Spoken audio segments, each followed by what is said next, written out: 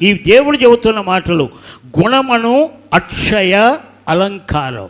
ఈ బయట అలంకారం అంతా ఏమైపోద్ది? పాడైపోద్ది, క్షయమైపోద్ది.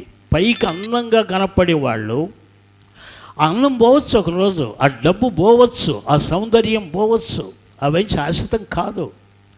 దేవుడు ఏది శాశ్వతం అని చెబుతున్నాడు, ఆ మాట గ్రహించండి. ఏమంటూ ఉన్నాడు? గుణమను అక్షయ అలంకారం అంటే క్షయము కానిది, లయము కానిది గుణం.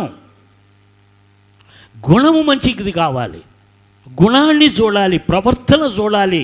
నీవు ఇతర దేశం పోవాలి అంటే పోలీస్ ఎంక్వైరీ కావాలి. ఇతరు ఏమైనా గుండాయా, లేకపోతే తాగుబోతా, లేకపోతే తిట్టుబోతా, ఏమైనా కేసులు ఉన్నాయా, ఆ దేశం పోయి ఏమైనా నాశనం చేస్తాడా అనే అన్నీ కూడా పోలీసు ఎంక్వైరీ చేస్తారు.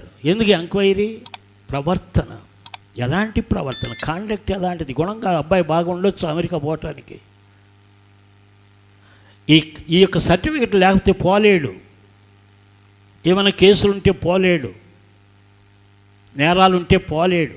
మరి పరలోకంలో కూడా క్షయము కానిది, ఎల్లప్పుడూ నిలిచి ఉండేది ఈ గుణము అనే ఆ అలంకారము గొప్పది అని దేవుడు మనకు తెలియజేస్తున్నాడు.